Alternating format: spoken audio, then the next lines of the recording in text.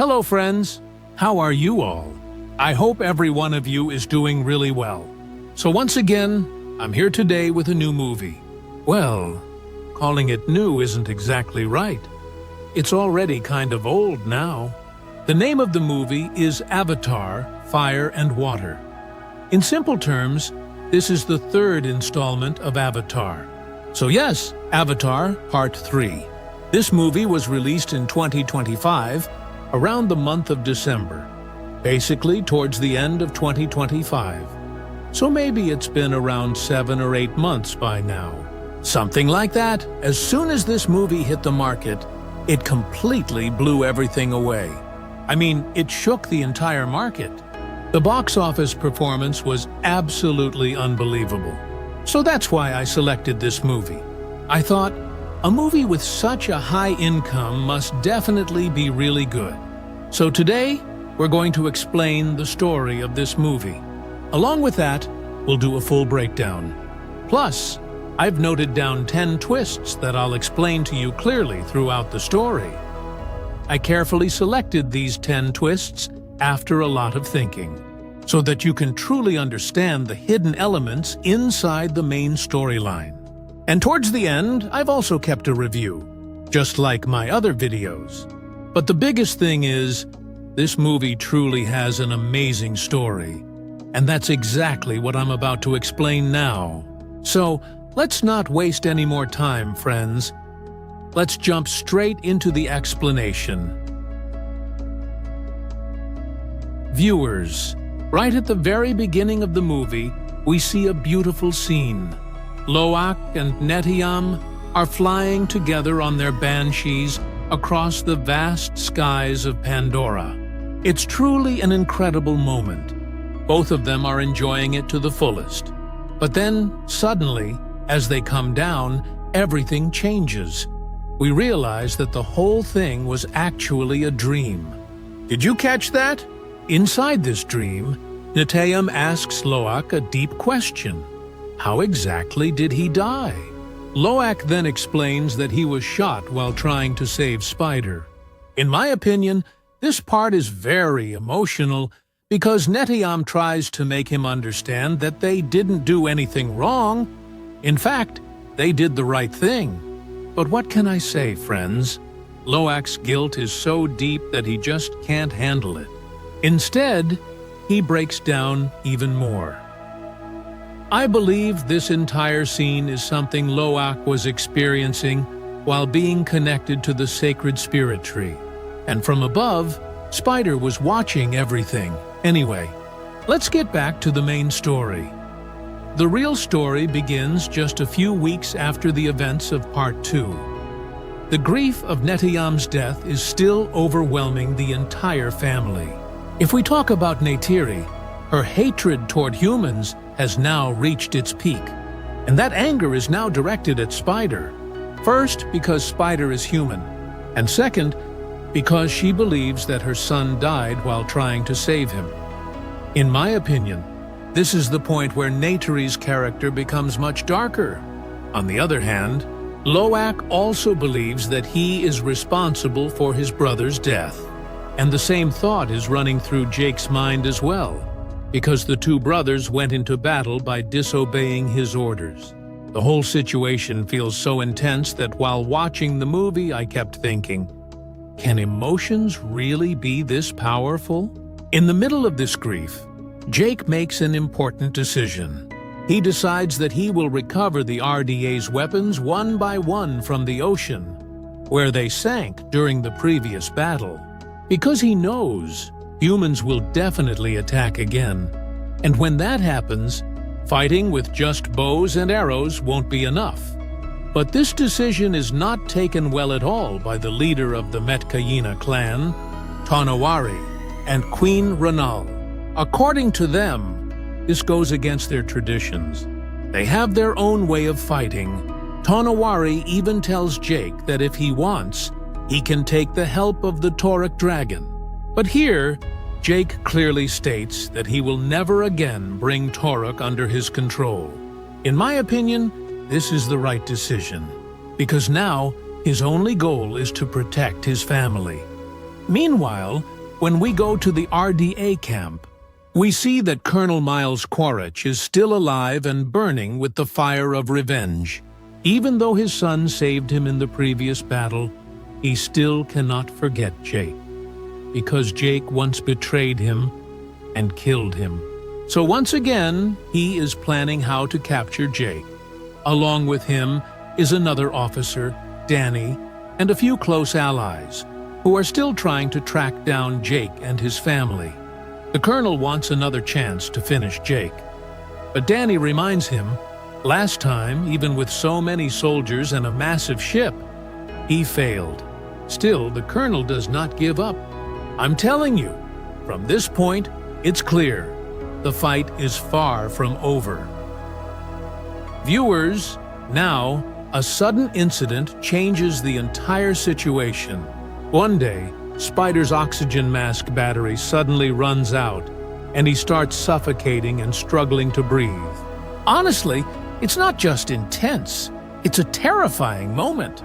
When his mask is quickly replaced, he returns to normal. But did you notice? This kind of thing apparently happens to him quite often. I think this is where Jake realizes that this place is not safe for Spider at all. Not only is it dangerous, but even getting a new battery for his mask has become almost impossible. So what else can he do? Jake makes a tough decision. He decides to send Spider back to their old home, where there are humans, and maybe Spider can live a bit more comfortably there. But what can I say? Friends, after hearing this decision, everyone gets extremely upset. Not just Spider, but also Loak, Kiri, and Took. None of them can accept it. Kiri, in anger, directly blames her mother, Neytiri. I'm telling you, she already had this in her mind, that Neytiri never truly accepted Spider, or even any human. Even then, Jake tries to make everyone understand they don't have any other option. Anyway, let's get back to the story. At this moment, suddenly a nomadic Na'vi group called the Wind Riders arrives at their settlement. They are also known as the Talalim clan. While watching, I kept thinking, how unique they really are. They travel across the skies of Pandora in living aerial vessels, created with the help of giant jellyfish like medusoids and flying windrays. Basically, they are traders. They carry goods and news from one place to another. Jake meets their leader and makes a deal. They will take Spider back to his old forest home. After that, Jake announces that everyone will go together to drop Spider off. In my opinion, this decision is emotionally very important, because it makes the farewell a little easier. After that, they travel a long distance using parachute-like aerial carriers of the Wind Riders and finally reach near the forest. But here's the thing. This is where the real danger begins. Somehow, this information reaches the colonel, and he immediately sets out with his team to capture Jake. Right at that moment, another terrifying incident takes place. A violent group called the Mankuyan, also known as the Ash People or the Fire Colony, suddenly attacks the aerial fleet. I'm telling you, the entire scene turns into pure fire. They burn everything down, loot whatever they can, and start killing anyone alive. Jake and Neytiri try to stop them, but Neytiri gets seriously injured by an attack from the Fire Colony's leader, Varang, and is thrown deep into the jungle. In my opinion, this scene is the turning point of the entire story. Because in the middle of this chaos, their parachute catches fire, and a massive explosion occurs. And you know what happens because of that? All the kids get separated from each other. It's not just intense, it's a completely shocking moment. Friends, now the story becomes extremely tense. Spider, Loak, Kiri, and Took somehow manage to land safely on the ground using a small vehicle. But here's the thing. Their danger is far from over. The Ash people spot them and immediately start chasing them. What can I say, friends? It turns into a life-or-death run. In the end, they somehow manage to escape by using a branching river. On the other hand, Jake is completely desperate. He starts searching for his family like a madman. But did you notice? At that exact moment, the Colonel and his team easily capture him. When the Colonel asks about Spider's location, Jake calmly tells him that this is not the time for personal revenge, because all of his children are now in danger, and if the Ash people capture them, they won't hesitate for a second to kill them. In my opinion, this is what affects the Colonel. In the end, thinking only about his own son, he temporarily joins hands with Jake, and the two of them head into the forest together to find the children. Anyway, let's get back to the story. On the other side, after the kids come out of the river, Spider tells them that his spare oxygen mask is still inside the broken parachute, and the battery of the mask he's using is almost dead. So what can they do now? With no other choice, they decide to head back toward that dangerous place, even though there's a high risk of facing the Ash people again. On the way, suddenly Spider's mask completely stops working, and he collapses unconscious on the ground, unable to breathe. It's truly an incredibly tense moment. Right then, something strange happens in front of Kiri. A mysterious, flower-like entity, a part of the goddess Awa, appears before her. I'm telling you, from here, the entire scene goes to another level. Kiri herself doesn't fully understand what she's doing, but naturally, she connects her cue to the ground and to that flower. Slowly, she tries to connect Spider to Awa. Even the surrounding plants seem to respond. One connection after another forms, and the entire area begins to glow with light. While watching, I kept thinking, can something like this really be possible? After this process continues for nearly half an hour, an unbelievable change occurs in Spider's body. When he regains consciousness, he realizes he can now breathe on Pandora without a mask. Truly incredible. In my opinion, this event hints at a major future danger, because this very change will bring new risks into his life later on. But this peaceful moment doesn't last long. Soon after, the Ash people arrive there and capture all of them.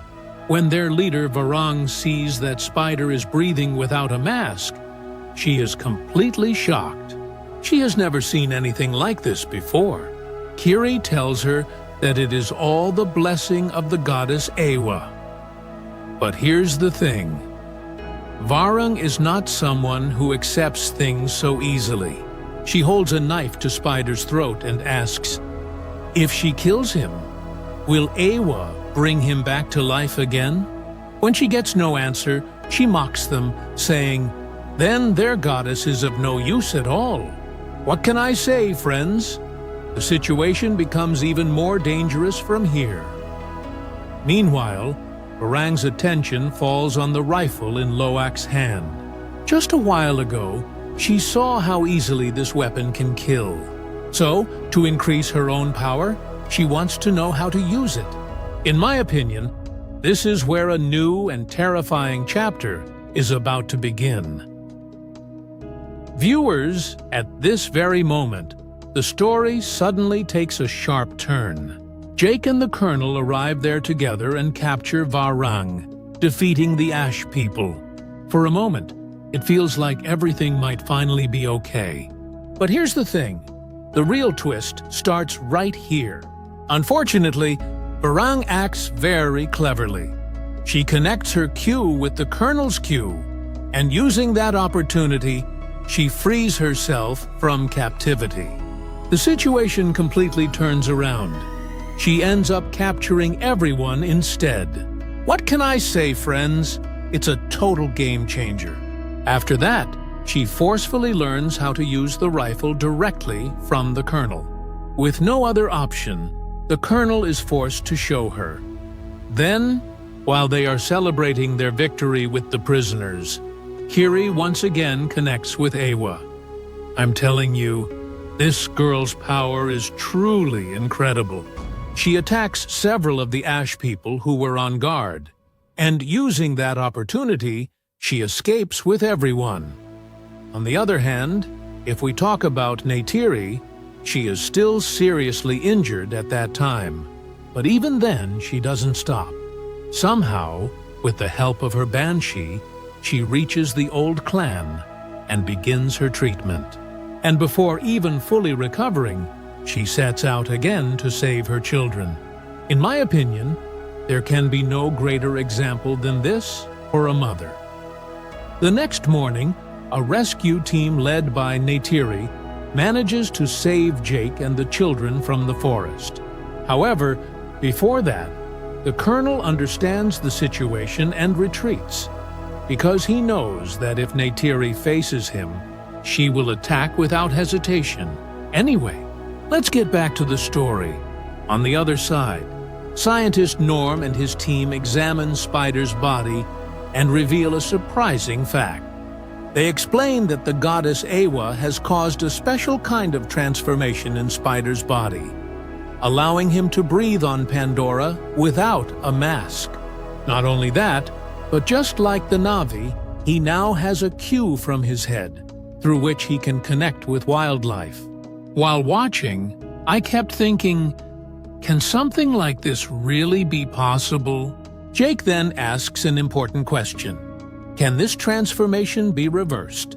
But Norm clearly says no, because trying to reverse it would put Spider's life at risk. Hearing this makes the situation even more complicated. The scientists begin to think that if they can reverse engineer Spider, the RDA might be able to develop technology that would allow humans to survive on Pandora without masks and even connect with wildlife. I'm telling you, if that becomes real, it would be a terrifying danger for the Na'vi, because then humans could take full control of Pandora. After hearing this possibility, Neytiri says something very harsh. She tells Jake that if Spider is the cause of such a huge threat, then he should be eliminated right now. Hearing this, Jake is completely shocked. He says that he can never kill someone he raised like his own son. In my opinion, this is the right stance, because relationships have their own value. After this, Neytiri doesn't say anything more, but the pressure of the situation is clearly felt. And right at that moment, another big truth comes to light. For the first time, Kiri learns that she has no biological father. Her birth itself is a mystery. It is revealed that when her mother Grace was on the verge of death in her human body, she was transformed into a Na'vi body with the help of Awa. And during that transformation, due to some kind of anomaly, Grace became pregnant. And from that, with Awa's blessing, Kiri was born. Truly an incredible concept. The spiritual leader explains to her that she is not a curse, but a part of the goddess Awa herself. Jake then comforts her, saying that he is her real father. Hearing this, Kiri finally finds a bit of peace. Viewers, friends. Anyway, let's get back to the story. From here, things start to get even more interesting. Jake returns to the Metkayina clan with his entire family. There, Tonowari informs them that the Tulkun hunters have become active again, just like before. Now listen, you can already imagine how tense the situation is. Because of this, the Tulkun Council calls for an emergency meeting. And in that meeting, they make a major decision. Payakan is banished from the clan. I'm telling you, this is pretty serious, because apparently Payakan was breaking the Tulkun's peaceful rules and encouraging others to fight against humans. But friends, I think there's something else to consider. Was he really wrong? Or was he just trying to survive? Hearing this decision, Loak can't stay quiet anymore. He stands in front of everyone and tries to explain, Payakan didn't do anything wrong. He only told us to fight to survive. But did you notice something? Sometimes elders just don't want to listen to the younger ones. Tonowari immediately shuts him down. And right then, Jake Sully gets angry and pulls Loak away from there. Not only that, he even blames Loak for Neteyam's death and goes as far as comparing him to Payakan. What can I say, friends? In my opinion, this was a really emotional moment. These words completely break Loak from the inside. I think he felt totally alone at that point. So much so that he even starts thinking about ending his own life. But just then, Kiri and Siraya stop him and make him understand. It's not over yet. After that, Loak makes a big decision. He will go alone into the deep ocean to find Payakan. Viewers, I'm telling you, that kind of courage is truly incredible. Before leaving, he fixes his mother's broken bow and hands it back to Neytiri, because deep down he also feels that maybe he might not return from this journey. On the other side, Jake gives Neytiri a special arrow and tells her to use her father's bow. Neytiri was still a bit upset because of what Ronald had said, but the pain of losing her son was shaking her from within. In my opinion, Jake was trying his best to make her mentally strong in that moment. Now, let's look at the human side. Back at the RDA, when Colonel Quaritch reports about Spider, former administrator, Parker Selfridge gives a clear order.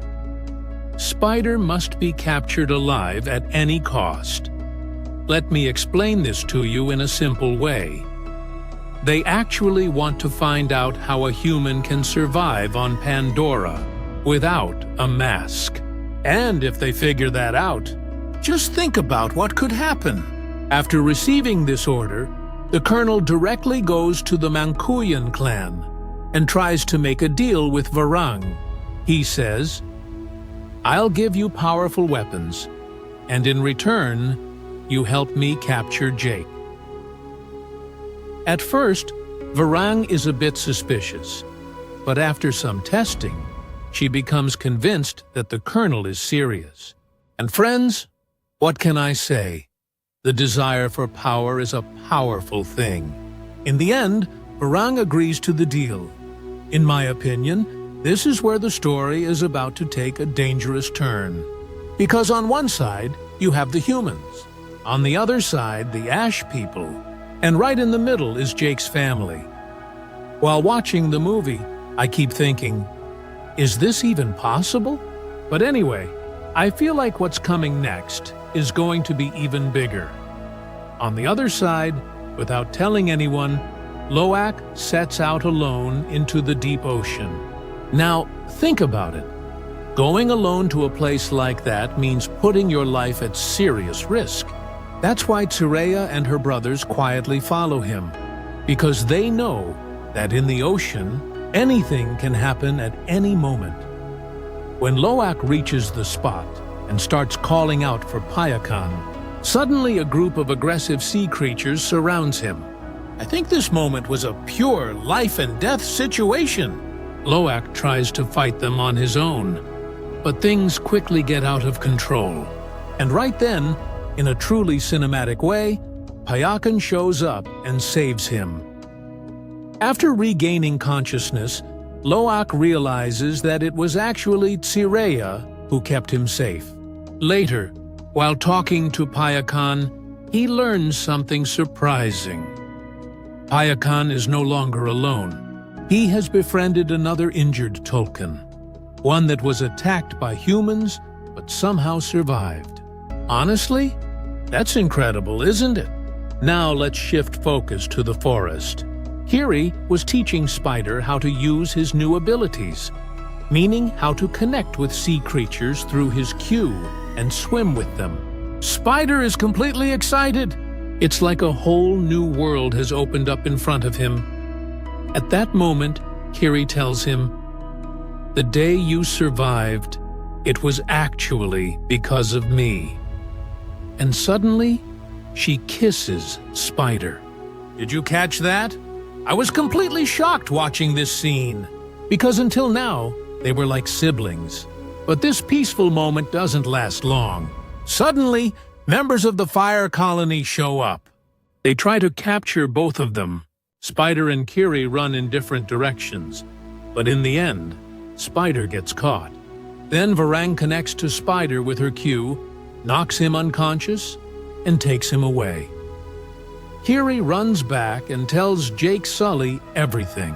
And right after that, Colonel Quaritch and the Ash people attack the entire area, setting it on fire. In that moment, Jake steps forward and says, "Take me, but let everyone else go." In my opinion, there's no greater sacrifice than this for a father. But the Colonel responds, he doesn't just want Jake, he also wants Neytiri. The situation turns into something like a battlefield. However, the Colonel says he doesn't want bloodshed. Jake then makes it clear, "We will do whatever it takes to protect our family." In the end, the Colonel agrees and takes only Jake with him. What can I say, friends? Neytiri's reaction was absolutely heartbreaking. After that, the Colonel, Varang, and the whole team return to the human base. Seeing Varang, the humans are shocked and start taking pictures, as if she's something rare, and Jake is displayed almost like a trophy. Danny seems a bit uncomfortable, but the Colonel explains to him that most of the credit for this success goes to Varang. Meanwhile, Spider is being subjected to one test after another, and the Colonel tells Jake that he will be publicly executed the next morning. Because in the eyes of the RDA, there is only one punishment for betrayal: death. While watching, I keep thinking, can this really be possible? But anyway, the story is now heading straight toward the climax. After hearing this, Neytiri makes a decision on her own. She will save Jake, no matter what. Without waiting for anyone, she sets off alone toward the enemy base. Truly incredible! Meanwhile, another major threat is building. The RDA's whaling team discovers that at a specific time each year, hundreds of Tulkun gather in one place for breeding. Now think about it. Can you see what this means? For them, it's like a gold mine. They plan to hunt many Tulkun all at once, but a marine scientist strongly opposes this plan. He says, if this continues, the entire species will be wiped out. Because Tulkun are not just animals, they are intelligent. They communicate with each other through songs. But what can I say, friends? Greed overpowers logic. The leader of the hunters completely ignores him and even throws him out of the meeting. In my opinion, the story has now reached a point where every single decision can lead to massive destruction. I feel like what's coming next is going to be much bigger and far more dangerous. With no other option, the scientist makes a bold decision. I'm telling you, a plan comes to his mind. If he can somehow free Jake Sully and inform him about the Tulkun hunting operation, then maybe this disaster can be stopped. So, he secretly gets into a massive bulldozer and starts heading toward the glass container where Jake is being held captive. At the same time, Neytiri infiltrates the base and begins taking down guards one by one. I'm telling you, her stealth moves are absolutely incredible. To avoid suspicion, she even takes an ID card from one of the guards. But the problem is, Colonel Quaritch and Varang spot her and begin chasing her. Meanwhile, Spider isn't just sitting around either. Using his intelligence, he escapes his cell through the AC duct. Can you see what's happening now? Everyone is moving toward the same place at the same time. The scientist finally smashes Jake's glass container with the bulldozer and frees him. Then he takes him to a relatively safe spot and reveals the entire Tolkien hunting plan. But right at that moment, danger strikes. The RDA's air defense system detects Jake and starts firing at him. And just then, Spider shows up. Since there's still research left to be done on him, no one is allowed to shoot him. Taking advantage of this, he manages to save Jake. In my opinion, this scene was truly amazing. After that, Jake, Neytiri, and Spider escape together by riding on banshees. But on the way back, a difficult moment arrives. Jake suddenly decides that he will kill Spider, because the RDA will find a way to capture him again, and that could lead to a huge disaster. What can I say, friends? I was shocked watching this scene. Neytiri tries to stop him. She says, "If it weren't for Spider, you wouldn't even be alive." But Jake remains firm in his decision.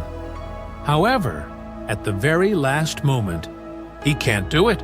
I think this was the most human moment of all. He stops himself just before killing Spider. Seeing this, Neytiri is also relieved, because now she fully accepts Spider as her own child. Both of them make a promise. No matter what happens, they will protect Spider. After this, Jake returns to Toruk, because for the battle ahead, he needs to become stronger. When he comes back to the Water Clan as Toruk Makto, viewers, everyone kneels before him. I'm telling you, this scene gives a truly legendary feeling. Jake informs everyone. A massive danger is coming, not just for the Na'vi, but for the Tulkun as well. So he needs everyone's help. At the call of Toruk, thousands of Na'vi gather. But I feel like Jake still realizes this won't be enough. After that, Jake and Tonawari speak with the Tolkien Council. They try to explain how humans are planning to wipe them out. But because the Council believes in peace, they initially refuse to fight. At that moment, Payakan arrives with his injured companion.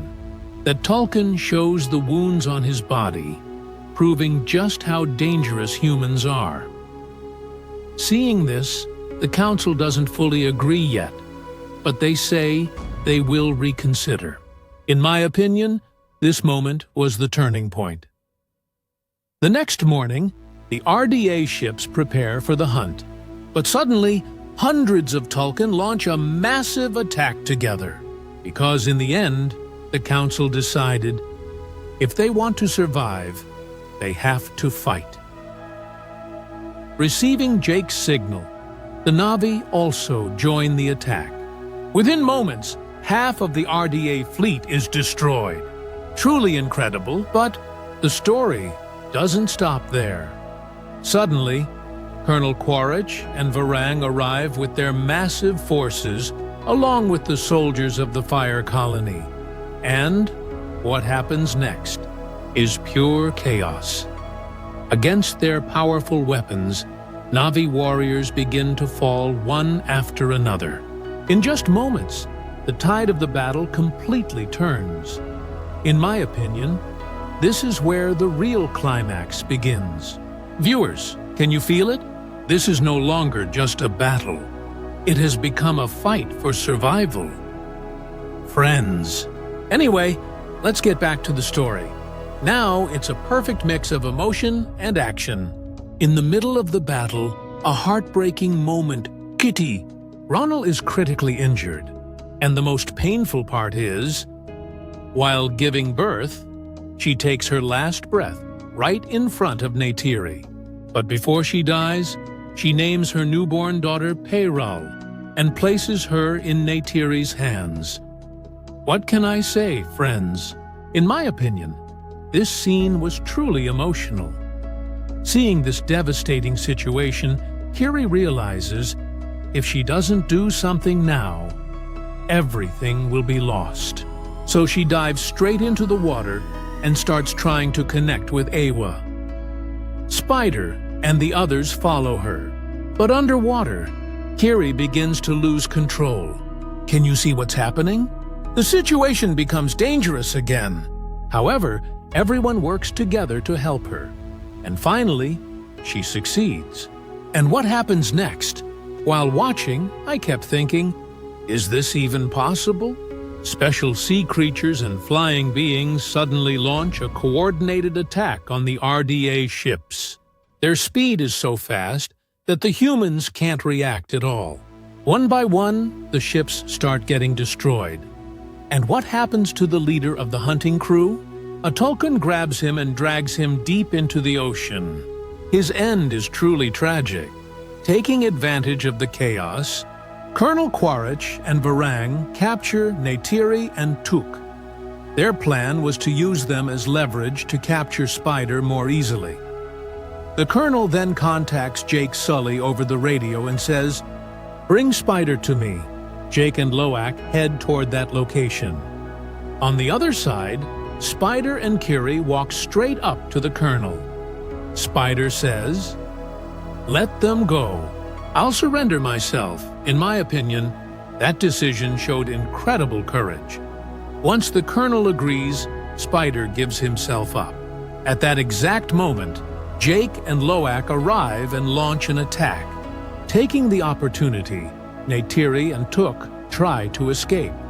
When Varang tries to stop them, Kiri uses her powers again and defeats her. As a result, Varang is forced to retreat. After that, Neytiri and Kiri move away from the area because a strange magnetic pull starts forming. Everything is being dragged inward. Now comes the final fight. As the Colonel tries to escape with Spider, Jake chases him. Both of them end up on floating rocks. And that's where their direct fight begins. At that moment, Spider shoots an arrow and hits the Colonel's hand. But unfortunately, he starts falling down himself. Right then, the Colonel risks his own life and grabs him, and Jake pulls both of them back up. Now think about it. Do you see what this means? Both fathers were ready to risk their lives for Spider.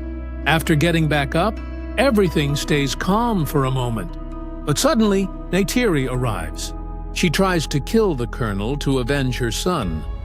Jake attempts to stop her. And at that moment, the Colonel realizes just how furious Neytiri is.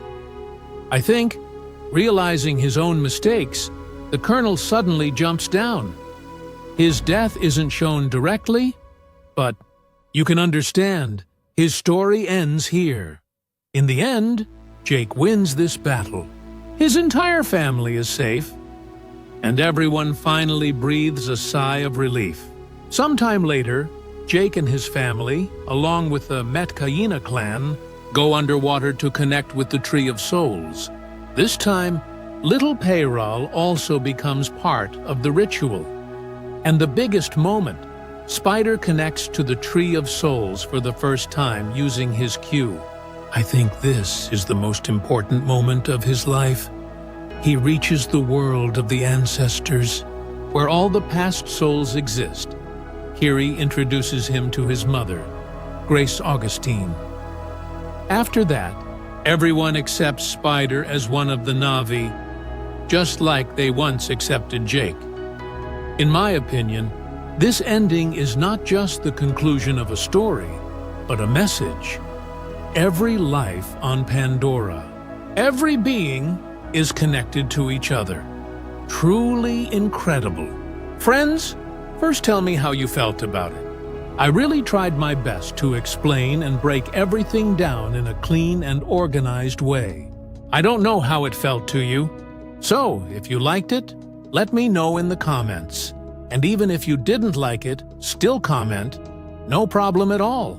But those who watched or listened to the full story, I hope you understood the main theme of the movie. However, even if you understood the main theme, there are still many things left, like the hidden twists inside the story. So now, I'm going to explain those hidden twists. At the beginning of the movie, I already mentioned that I noted down 10 twists. So now, I'm going to explain those 10 twists one by one. And honestly, these twists are truly amazing. They are taken from the hidden layers of the story. So let's not waste any more time and jump into the first twist. So, the first twist I noted is that the flying scene at the beginning was actually a dream. Yes, it was a dream. If you carefully noticed the start of the movie, you saw Loak and Neteyam happily flying around together. At first, viewers might have thought that Neteyam was still alive. But as they start coming down, there's a sudden shock. And from that moment, it becomes clear. It was just a dream. In reality, Neteyam is dead. And you know what the most important part is? For someone watching the movie for the first time, this twist is very significant, because right from the beginning, it shakes the audience emotionally. It sets the tone of grief for the entire movie that follows. And I'm saying this for a reason. There's a deeper meaning behind it. So let's break it down more clearly so you can fully understand. At the beginning, we see Loak and Neteyam flying together in the sky. The scene is so beautiful and peaceful. It feels like everything is completely fine. Honestly, this part of the movie is made incredibly well. But viewers, did you notice something? There's an important detail hidden here. As they slowly start coming down, that's when the real shock hits. Let me explain it more clearly. The whole scene isn't real. It's actually a dream of Loak. After watching this, the first thing that came to my mind was, the movie is playing with our emotions right from the start. Because in reality, Neteyam is no longer alive. At this point, I started thinking, was this even possible? I mean, we believed so strongly that Neteyam was alive. And suddenly we realize it was all just imagination. The scene may look simple, but it's actually much deeper than that. It's not just a dream. It represents Loak's inner pain and the grief of losing his brother. Personally, I found this scene very interesting, because the director could have shown the sadness directly from the beginning, but instead chose a different approach. If the scene had been shown differently, maybe it would feel like we would immediately be thrown into sadness, but we wouldn't get that shocking emotional impact. From my perspective, this decision was really good, because this one twist sets the emotional tone for the entire movie. Honestly, when I first saw this scene, I was surprised for a moment. While watching, I kept thinking, can this really be happening? After this scene, the entire situation changes. From here, the story becomes much more interesting. And this is where the story begins to take a new turn. Overall, I really liked this part. What do you think? Was this the right way to present it?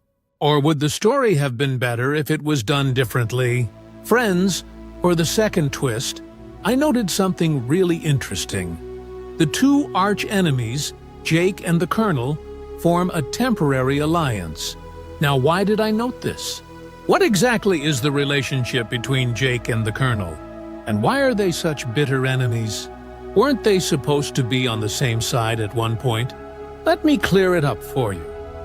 Jake and the Colonel are enemies who have shed each other's blood. They are the kind of enemies who would do anything to destroy one another.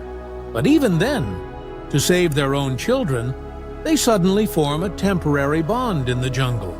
Yes, they become allies, not because they want to, but because they are both in danger. So they put their hatred aside, at least for a moment, and work together. And honestly, this one scene changes the direction of the entire story. The audience never expected something like this. Those of you who already watched the movie before listening to this explanation, you didn't expect this either. It was completely unexpected for you as well. And one thing becomes very clear here. Love for one's children is incredibly powerful. Because even lifelong enemies, people who would kill each other without hesitation, can come together just to protect their kids.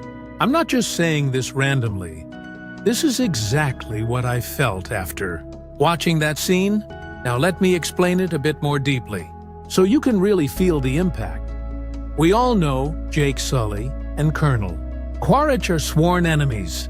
Each one is ready to destroy the other at any cost. But viewers, suddenly we see something completely different. Let me explain it in a simpler way. To save their children, these two enemies are forced to step into the jungle together. Yes, you heard that right. The same people who were once thirsty for each other's blood are now working side by side. After watching this scene, my opinion is, this was truly an amazing twist. Because while watching, I kept thinking, can this really happen? All that hatred, all those years of conflict, can it really be set aside so easily? I think one thing is shown very clearly here: how powerful a parent's love for their child can be. What can I say, friends? At this point, the idea of enemy or ally becomes irrelevant for a moment. In my opinion, the director made a very smart decision here, because without this temporary alliance, the story wouldn't feel this deep. I think this was the right choice, because this scene shows us that no matter how tough someone is, in the end, they are willing to do anything for their family. Overall, this part isn't just about action. It's a powerful mix of emotion, conflict, and love. What do you think, viewers? Do you think this alliance felt realistic, or was it a bit too cinematic? Friends, for the third twist, I noted that Spider learns to breathe without a mask. Do you know who Spider is? And how was he able to breathe without a mask in that situation? Because that environment isn't suitable for him at all. So let me explain it to you slowly, step by step. After Spider's mask gets destroyed, through Kiri's mysterious power, Awa brings a change in his body that allows him to breathe on Pandora without a mask forever. Because normally, humans can't breathe on Pandora. Only avatars can breathe there naturally. So what is this mysterious power that caused such a transformation in his body? This question will definitely come to your mind. What exactly is this power? We'll break that down more deeply later. This twist actually creates the central conflict of the entire movie, because from this point, Spider becomes the main focus of the RDA's interest and greed. So friends, do you know what or who the RDA is? We'll explain that in detail as well. We're going to fully break down why Spider can breathe without a mask, what the real reason behind it is, and most importantly, how this becomes the core reason behind the main conflict of the movie, and the RDA's growing obsession with him. So let's begin. We see that Spider always wears a mask because he can't normally breathe in Pandora's atmosphere. This is a major limitation for him, but suddenly, everything changes. Let me explain it in a simpler way. In a dangerous moment, Spider's mask gets destroyed. In that situation, surviving would normally be almost impossible. It really felt like this might be the end for him. But viewers, this is where the biggest twist comes in. Kiri's mysterious power starts to work. In my opinion, this is one of the most unique parts of the entire movie, because here we directly see the influence of Awa. After watching this scene, my opinion is, This was truly amazing. Because Spider doesn't just survive, his body goes through a transformation that allows him to breathe on Pandora without a mask permanently. While watching, I kept thinking, is this even possible?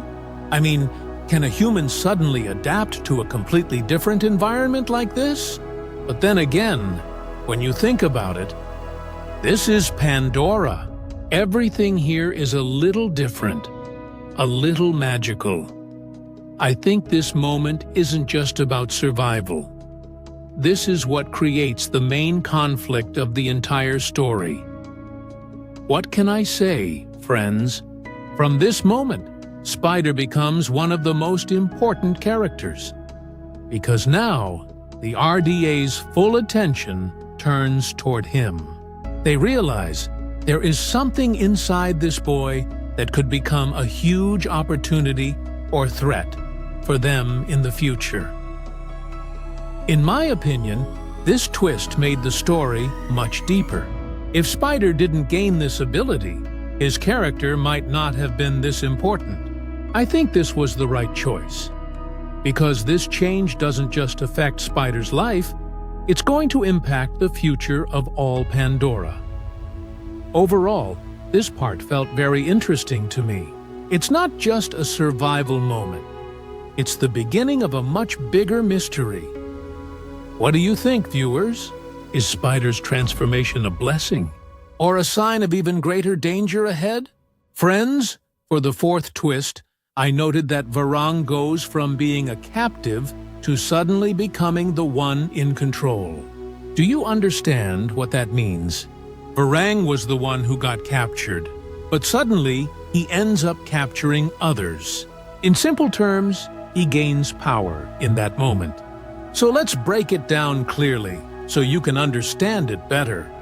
Even though Jake and the Colonel manage to capture Varang, he cleverly connects his neural link with the Colonel's, and through that move, he frees himself.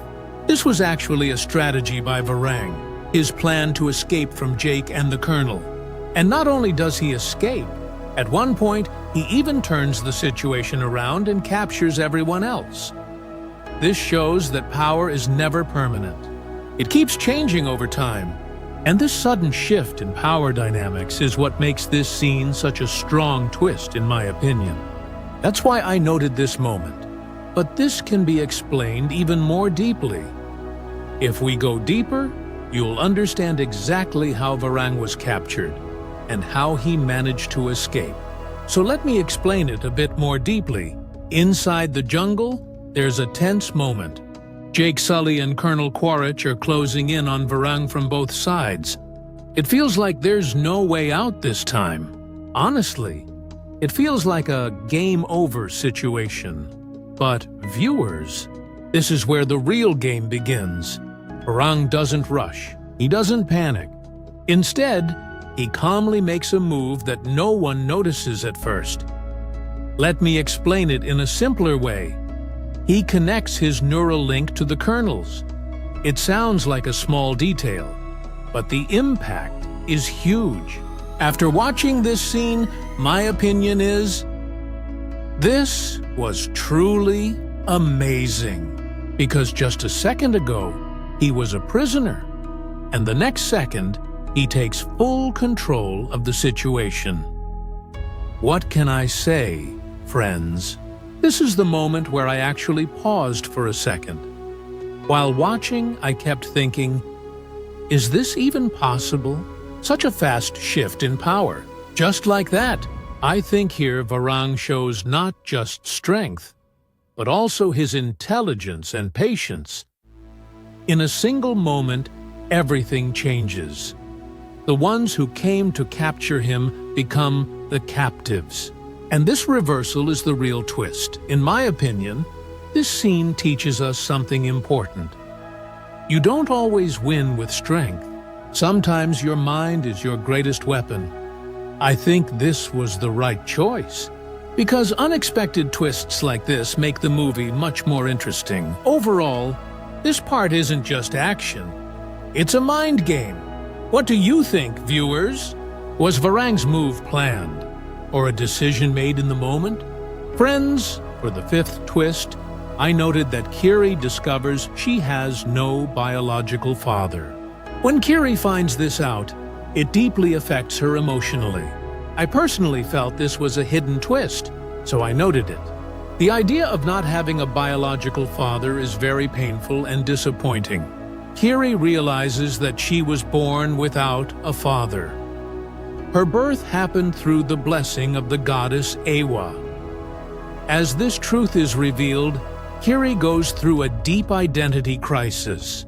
She becomes overwhelmed with confusion and emotional struggle. At one point, she even starts to see it as a curse in her life, because being born without a father feels like something shameful and difficult to accept. Seeing Kiri go through this really made me feel sad as well. Honestly, watching her pain even brought tears to my eyes. Anyway, let me explain it more deeply so you can clearly understand Kiri's situation. Let's begin. We see Kiri slowly starting to notice something unusual about herself. Everything seems normal on the surface, but deep inside, something keeps bothering her. Let me explain it in a simpler way. At one point, Kiri discovers that her birth was not normal. She has no biological father.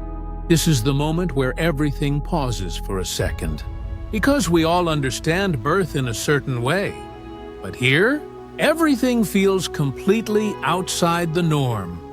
I think this is the biggest shock of Kiri's life, because she learns that she was born during a mysterious event connected to Grace Augustine's Navi transformation.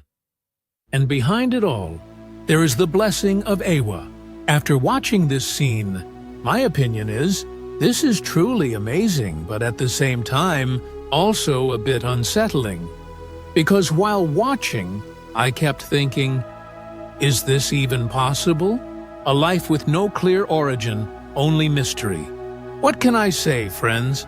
At this moment, Kiri is not just surprised, she is shaken from within. I think this is where her real struggle begins. Not with an external enemy, but with questions inside herself. Who am I? What is the meaning of my existence? Am I normal? Or something different? In my opinion, this twist makes the story much more emotional. Because it's not just fantasy anymore, it raises a deep human question. The most important thing is, Kiri starts to feel fear within herself. She begins to think, am I cursed? I think this was the right approach, because this kind of inner conflict is what makes a character stronger. Overall, this part is not just a mystery. It's an identity crisis, an internal battle. Friends, for the sixth twist, I noted that Neytiri herself tells them to kill Spider. Now, this line carries a very important explanation and a hidden twist. Why would Neytiri say something like that?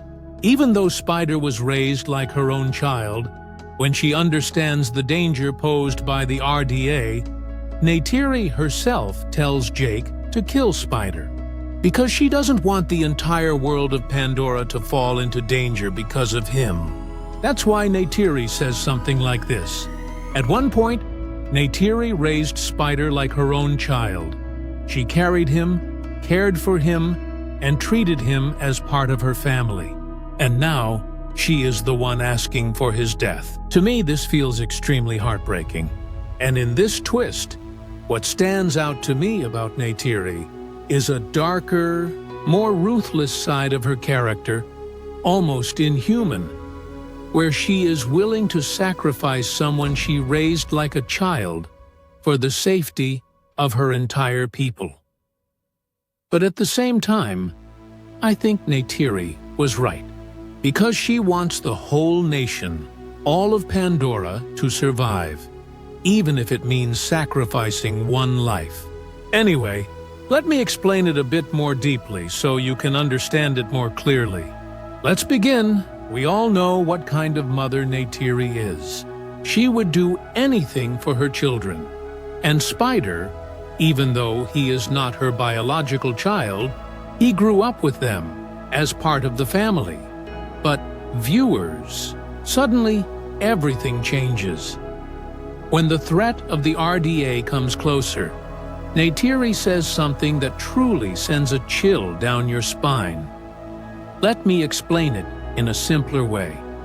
She tells Jake Sully herself to kill Spider. After watching this scene, my opinion is, this is a truly shocking moment, because we never expected Neytiri to make such a decision. What can I say, friends? This is where I personally paused for a moment. While watching, I kept thinking, is this even possible?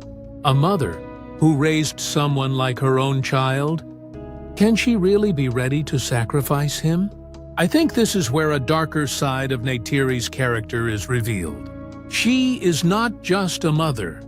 She is also a warrior, a protector. In my opinion, at that moment, the most important thing for her was the safety of her entire people. Spider is just one individual, but the Na'vi as a whole? That's much bigger. At this point, a painful conflict appears between love and duty, and Neytiri chooses duty. I think this was the right decision, because in times of war, sometimes choices have to be made that may feel wrong personally, but are right in the bigger picture. Overall, this part isn't just a twist. It's an emotional shock. It shows how far a character can go when they truly believe they are doing the right thing.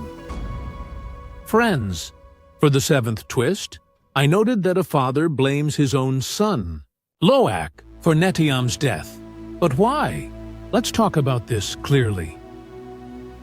During the meeting, when Loak speaks up in support of Payakan, Jake gets angry and suddenly blames Loak for Neteyam's death. But why? He even compares him to Payakan and calls him weak. But again, why? There is a reason behind this. This kind of hurt coming from his father completely breaks Loak from the inside.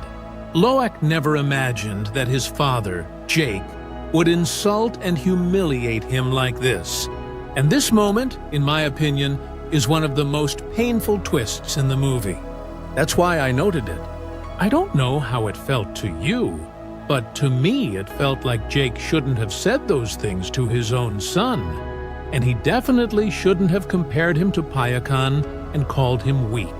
Because honestly, I feel like Loak is actually stronger, smarter, and more capable than Payakan in many ways.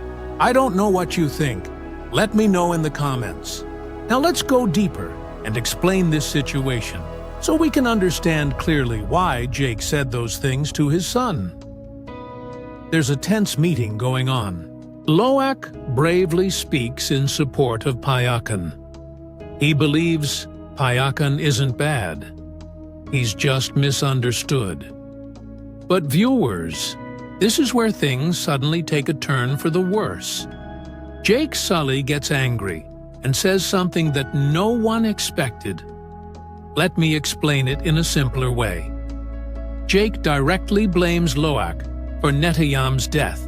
After watching this scene, my opinion is, this is truly a heartbreaking moment, because a father is saying something to his own son that even an enemy might not say. What can I say, friends? This is where I personally went quiet for a moment. While watching, I kept thinking, is this even possible? Can a father really say something this harsh in a moment of anger? I think Jake wasn't just angry, he was expressing his grief. He lost his eldest son, and that pain came out in the wrong way. But viewers, whether the words were true or not, we can clearly see the impact such words have on a child. Loak is completely broken from the inside. He starts to feel like he really is to blame. And when Jake compares him to Payakan and calls him weak, that wound becomes even deeper. In my opinion, this is one of the most painful moments in the entire movie, because there's no battle, no explosions, yet it hurts the most. I think this was shown perfectly, because this moment pushes Loak toward a major turning point. He's no longer the same person. He now wants to prove himself, no matter what. Overall, this part isn't just an argument. It's a deep crack in the relationship between a father and his son. What do you think, viewers? Did Jake say this only because of his grief? Or was this how he truly felt deep inside?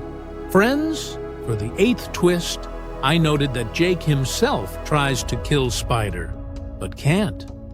But why? At Neytiri's request, Jake goes to kill Spider. But why?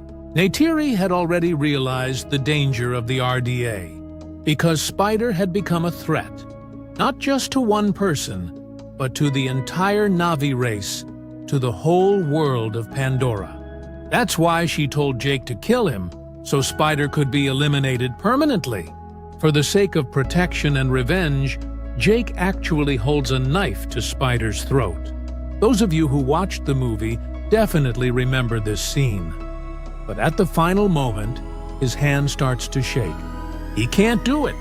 He cannot kill Spider. Do you know why? Because in this failure, there is actually victory. From this moment, Neytiri fully accepts Spider as her own child.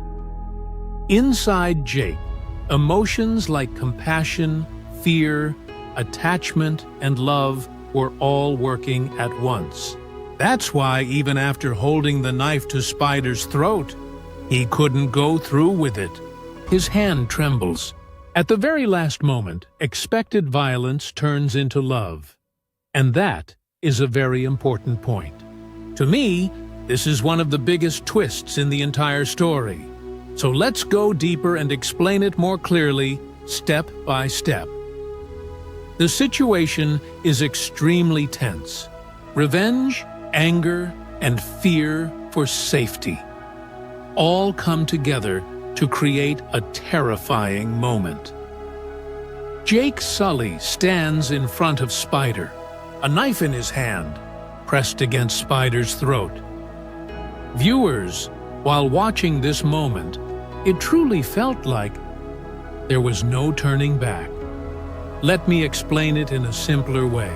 Jake was genuinely ready to kill Spider, because he believed that doing this would protect his family and his people. After watching this scene, my opinion is, this moment is filled with intense tension. While watching, I kept thinking, is this really possible? A person who treated him like family for so long. Can he really end his life? But viewers, at the very last moment, something changes. Jake's hand starts to shake. He stops. He can't do it. What can I say, friends? This inability is actually the most important part. I think this moment is the real twist of the entire scene. Because we expected violence, but instead, love wins. In my opinion, this failure is actually Jake's greatest victory, because he didn't lose his humanity. And viewers, this is where another important change happens. After seeing this, Neytiri fully accepts Spider as her own child. I think this was the right decision, because without this moment, their relationship might never have been complete. Overall, this part isn't just about to kill or not to kill. It's the final battle between love and hate. And in the end, who wins? Love. What do you think, viewers? If Jake hadn't stopped at that moment, would the story have turned out completely differently? Friends, now let's move on to the 9th twist. For this one, I noted that Ronald's death and the birth of a new life happen at the same time. So what does that really mean? How can Ronald's death and the birth of a new life occur together? This is actually a very important but hidden twist. Maybe you've watched the movie, Or maybe you watched my explanation. Even then, I feel like many of you might not have fully understood this part. So let me clear it up for you. In the middle of the battle, Ronal gets severely injured, and at that exact moment, she starts feeling intense pain in her abdomen. Later, it becomes clear that this is actually labor pain. Birth and death, two completely opposite events happening at the same time, is something truly extraordinary. It's amazing, right? And before dying, Ronal hands over her daughter, Peyral, to Neytiri.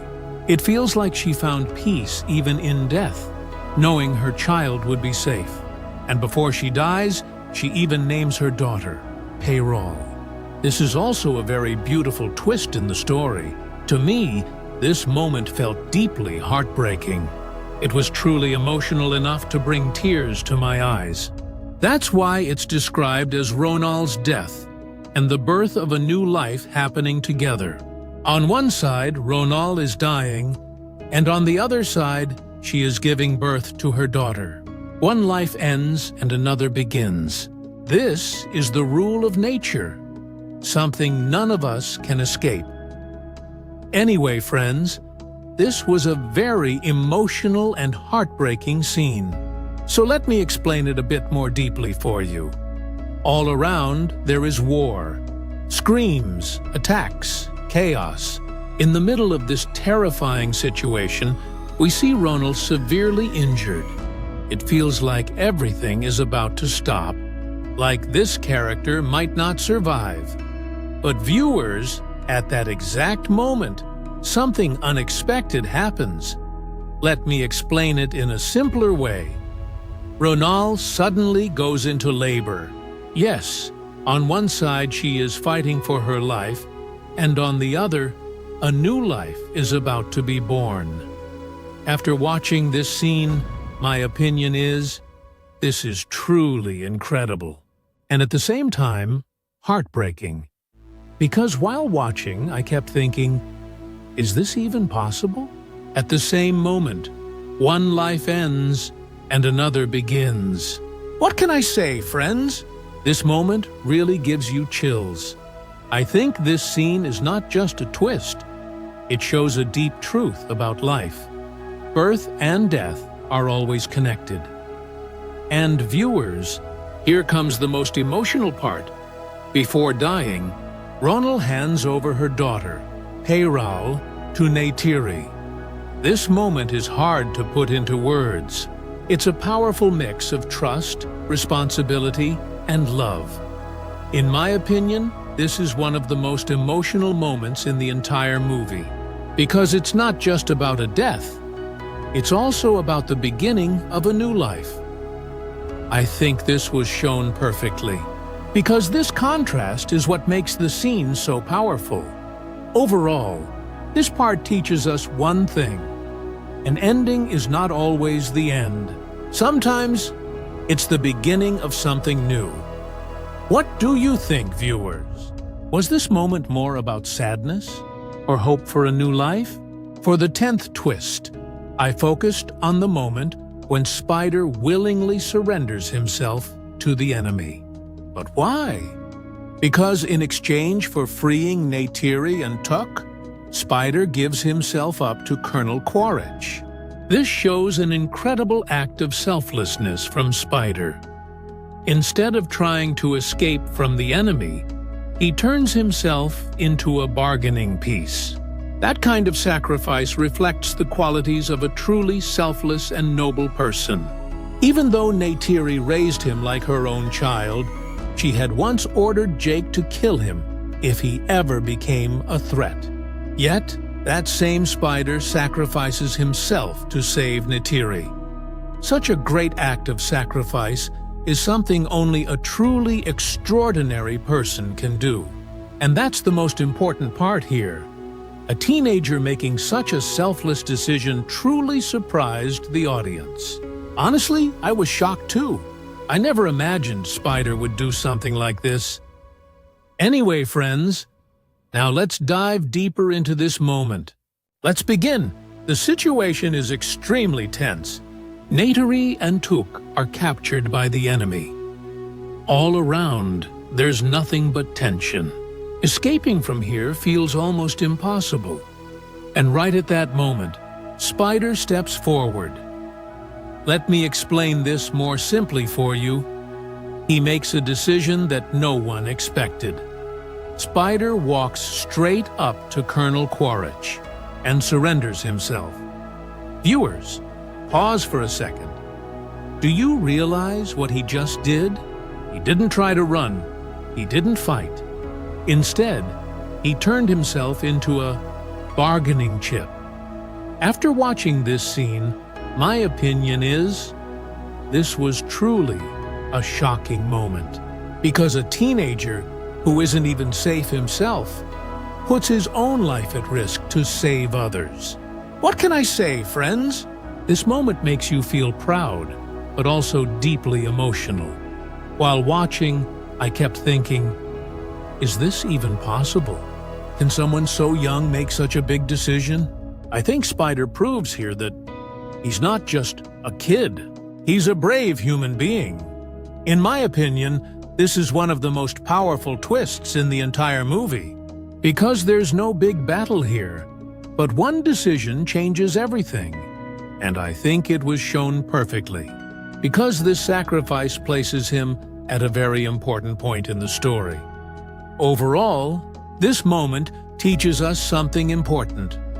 True courage isn't always about winning. Sometimes it's about facing your fears to save someone else. Friends, today I explained all 10 twists that I had noted, deeply and clearly, so that you wouldn't have any confusion anywhere. I tried to choose the most important twists from the movie. So, friends, how did you like these 10 twists? Let me know in the comments. Whether you liked it or didn't like it, tell me honestly. And if you feel that any of my explanations were wrong, or needed correction, or could have been explained in a better way, feel free to tell me.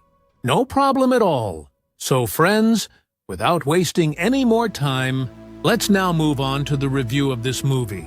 If I start talking about the review, the first thing I want to discuss is the movie's income, box office performance. According to Wikipedia, this movie's budget was around $350 to $400 million, which is very, very high. If we compare it with the previous movies, clears throat. Then if we look at Avatar, The Way of Water, its budget was around $350 to $460 million, according to Wikipedia. And if we go back to the first Avatar movie released in 2009, its budget was around $237 million. Now let's compare their income. Which movie earned the most? If we talk about the first Avatar, 2009, its earnings will blow your mind. $2.924 billion. That's even more than Titanic. It's insane! And they only invested around $237 million. And just to be clear, I'm giving all this information based on Wikipedia, not making anything up. Now let's move to the second movie. Avatar, The Way of Water. This movie earned around $2.334 billion at the box office. That's slightly less than the first one, but still incredibly successful. I mean, over $2.2 billion is no small number, especially when the investment was around $400 million. Now, if we talk about the third movie, it didn't perform as strongly at the box office. Its budget was also similar, around $350 to $400 million, but it earned around $1.490 billion, which is less compared to the previous ones. So if we look at the trend, the earnings have gradually decreased. The first one made nearly $3 billion, the second around $2.3 billion, and the third dropped further, and the third one made around $1.5 billion. Anyway, I honestly expected that the third installment would earn even more. It's already been 6 to 7 months since the movie was released, so based on that, it should have made more. In my opinion, the audience's attraction toward the third part has decreased quite a bit, because the first movie felt very unique, and it created a special kind of excitement and connection with viewers. Anyway, friends, let's not stretch this further. Now let's talk about the release date of the movie. It premiered on December 1st, 2025, at the Dolby Theatre. Then it was officially released in the United States on December 19th, 2025. The runtime is over 3 hours, about 197 minutes, so roughly 3 hours and some extra minutes. That's a pretty long movie, but since it's built on a massive story, it makes sense for it to be this long. Now let's talk about the main characters. The main character is still Sam, the one you all know. You might recognize him from other famous movies. I remember watching one of his films. I'm trying to recall the name. I think it was Clash of the Titans. Yes, something like that. In Clash of the Titans, he played more of a heroic role, and that movie was full-on adventure. I personally enjoyed it a lot. Honestly, I really like Sam's movies. And then there's the main antagonist, the captain from before, Jake's biggest enemy. His name is Steven, the actor's real name. He also appears in this third installment. There are also many other characters. Some new ones have been added, and some old ones are no longer present. Overall, the movie is amazing, and of course it's directed by James Cameron. You already know what level of a director he is. Sorry, I accidentally said actor earlier, but I meant director. He's the kind of director who spends $200–300 million and turns it into billions at the box office. Just think about that! Anyway, friends, I'll take my leave here for today. I'll be back again with another interesting movie, where we'll break down the story, analyze it deeply, and uncover hidden twists just like this. So yeah, I won't stretch it any further. All right then, bye-bye.